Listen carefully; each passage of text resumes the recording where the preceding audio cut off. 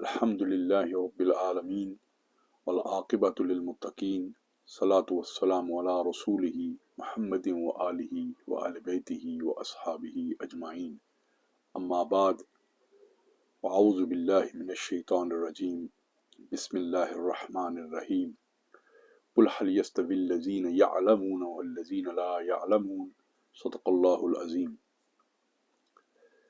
Brothers and sisters in Islam, ladies and gentlemen, today is the 8th of February 2023. Today I have made the intention to explain my book by the name of Sarf,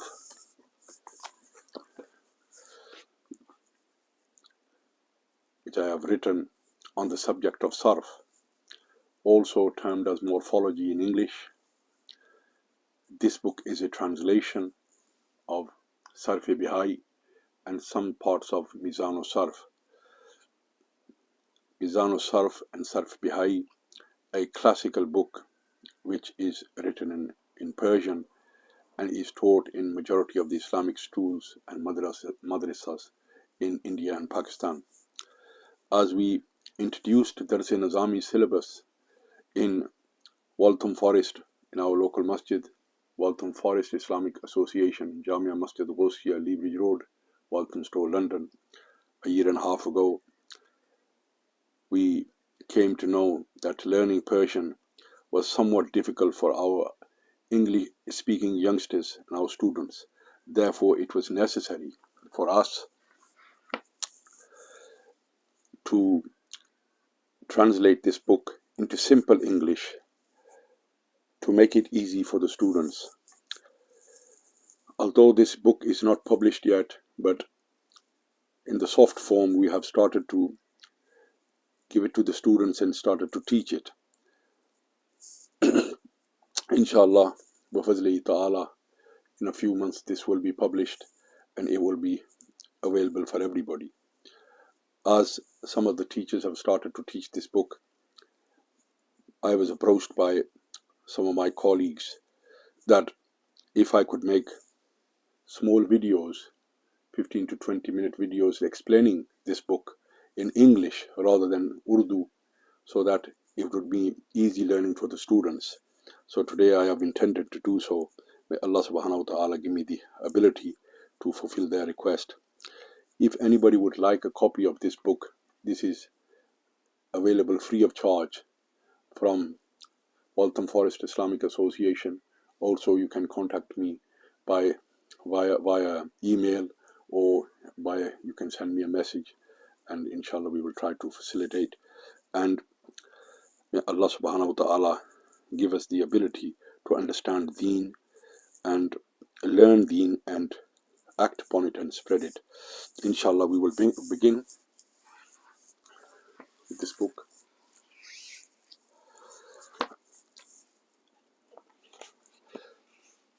This book consists of 74 pages. Majority of it is conjugations, gardans, and this is one of the first books that a student who is intending to become an alim has to study. The classical books which were taught in all the madrasas were in Persian and Arabic. There is other books available that have been translated into English, but I have tried my best to make it as simple as possible. If we open the first page, we start in the name of Allah subhanahu wa ta'ala and send salutations on Hazrat Rasulullah sallallahu alayhi wa alihi wa sallam. Wassalatu wassalamu alayka ya Rasulullah wa ala alika wa ashabika ya Sayyidi ya Habiballah. Wassalatu wassalamu alayka ya Sayyidi ya Rasulullah wa ala alika wa ashabika ya Sayyidi ya Rasulullah. Wassalatu wassalamu alayka ya Rasulullah wa ala alika wa ashabika ya Habiballah. Brothers, if you see, as you open the page, first page, there is a chart, and inshallah photos of this will be uploaded. There is a chart. This is majority of sarf, the divisions, and categories that are discussed.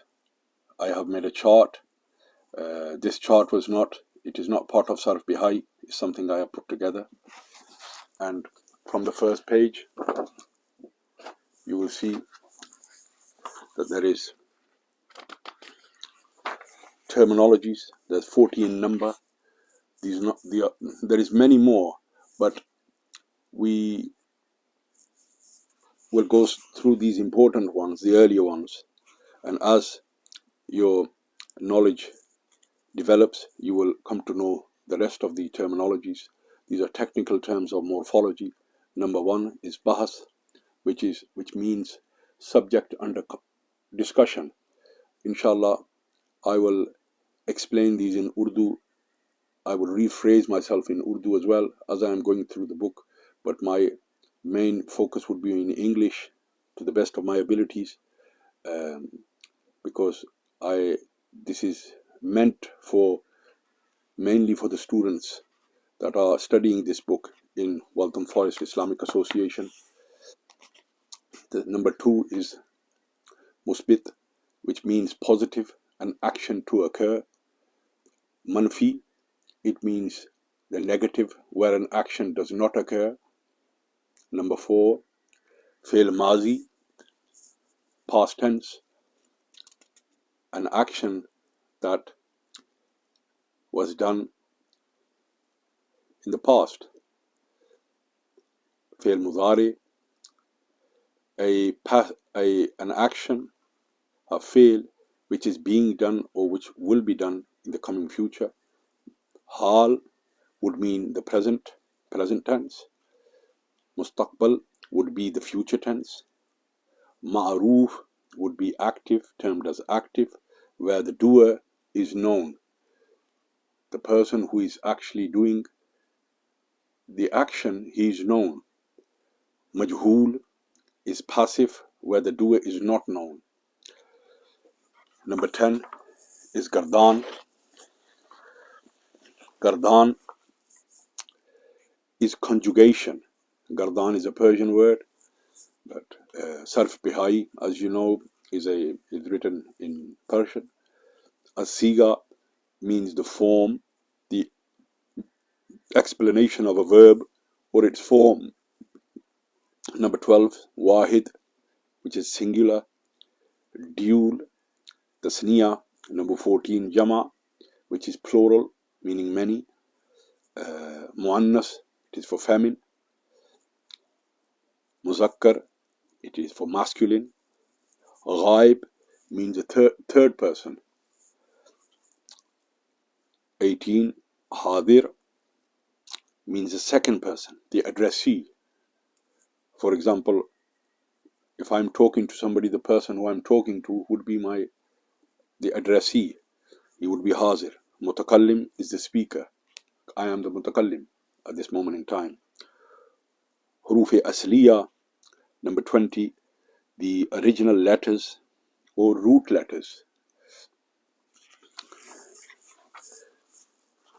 Number 21 on page number 2, huruf zaida, meaning additional letters to the original letters. Haraka, it is also termed as diacritic, but also it means dhamma, fatha and qasra. And as number 23, number 24 and number 25, they explain that fatha would be a zabar, dhammun would be a pesh, and qasrun would be a zir. Al-bab would be a group or a category. Fi'l lazim would be an intransitive verb. Fi'l muta'addi would be a transitive verb. Ta'qeed would be emphasis. There's many types of emphasis. Number 30 would be noon ta'qeed, the emphatic noon. 31, it would be noon ta'qeed sakila, a emphatic heavy noon. Number 32 would be a emphatic light noon. Amr, a word by which a command is given. Nahi refers to a command which is negative. Thulasi, a triliteral verb, a verb or a noun with 3 letters. Rubai, a quadliteral verb, a verb with 4 letters. Khumasi, a verb, a ism with 5 letters. Mujarrad, number 38, the primary, a word which consists of original letters only, so there is no additional letters attached to it. Mazid fi, the increased form, meaning a word which consists of original letters as well as additional letters. Al-Masdar, the definitive, that word from which a noun or a verb or verbs are derived. So you could say this is the root, this is the beginning of any ism or fail.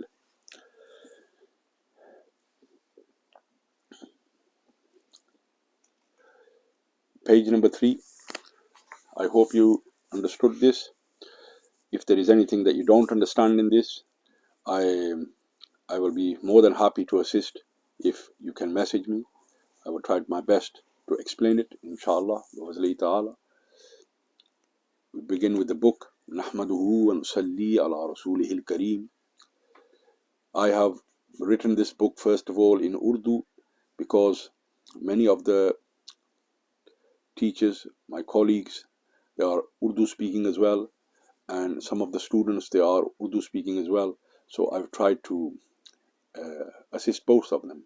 So I tried to make it beneficial for them both. किसी भी इल्म को शुरू करने से पहले 3 चीज़ों का जानना ज़रूरी है.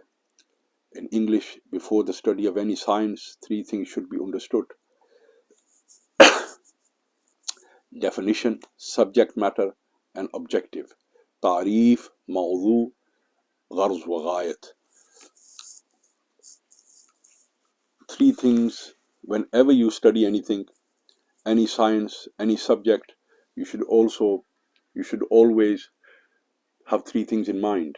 First, the definition of what you are studying, the subject matter, what it consists of, and what the end goal is, the objective. Without these things in mind, a person would not be successful. For example, if a person wants to study law and he goes to university and he's put in a class where they are teaching you about engines, motor mechanics, and he doesn't know the definition of his subject, he will be wasting his time. So therefore he should understand that what it is that he is trying to understand, or what he's trying to learn, what is the definition of the subject. And therefore the ta'rif, the definition of the subject, should be known. And mawzu, the subject matter, should also be known, so that he can differentiate between whether this subject that he's trying to understand or is learning, is it purposeful for him, is it beneficial to him, or is it not beneficial to him. And gharz o ghayat would be the objective. It is important for him to know so that his efforts aren't wasted. And so here I have explained it in Urdu as well. तारीफ जानना इसलिए ज़रूरी है ताकि मजहूल चीज़ों की तलब लाज़म ना आए. मौजू जानना इसलिए ज़रूरी है ताकि मकसूद और गैर मकसूद में फ़र्क हो सके. And in English, definition must be known so that one is not trying to understand something unnecessary. Subject matter is important to know so that one can differentiate between purposeful and non-purposeful. Gharz wa ghayat इसलिए ज़रूरी है ताकि तालिब की कोशिश रायगान ना जाए. So his efforts aren't wasted. It is important to know so that one's efforts are not wasted. Surf भी एक इल्म है, लिहाजा इससे पहले भी 3 चीज़ों का जानना ज़रूरी है. Sarf, morphology, is also a science, so therefore 3 things should be understood about this subject. Ta'rif, mawzu, gharz o ghayat. definition, subject matter, and objective. Sarf morphology is a science, therefore three things should be understood. Page number 4, I have translated the definition of sarf. الصرف علم بأصول يعرف بها أحوال أبنية الكلمة التي ليست بإعراب. This is the definition of sarf in Arabic, and I have translated it. sarf ऐसे उसूलों और क़वाइद का इल्म है जिसके ज़रिए i'राब के अलावा, and this I want you to bear in mind, कि i'राब के अलावा कलमे की बुनियादी अहवाल पहचाने जाते हैं. In English, it would be the definition of sarf. Sarf is the study of that branch of Arabic grammar which deals with the formation, conjugation, and changing of words from one form to another, excluding declension. जिसके ज़रिए i'राब के अलावा, excluding declension, it also deals with the correct sequence of the Arabic conjugation. This is the definition of sarf. And the subject of sarf is, sarf का मौजू क्या है? Al-kalimatu. This is the subject of sarf. It is kalima. Min haysu सीगा. kalima सीगे की हैसियत से, ना कि i'राब की हैसियत से. Word, so word is the subject of sarf from the aspect of conjugation, formation, and replacing of vowels, excluding declension. Sarf ki gharz, the objective. Now there is more than one objective. सियानत ज़हनी अनिल ख़ता लफ्ज़ी मिन हैसु सीगा. ज़हन को सीगे के एतबार से, लफ्ज़ी गलती से बचाना और अल्लाह ताला और उसके रसूल सल्लल्लाहु अलैहि व आलिहि वसल्लम की रज़ा हासिल करना. So there is 2-3 objectives here. The first one would be to avoid errors when recognizing conjugation and formation. The second would be, and this is the ultimate objective of everything that we do.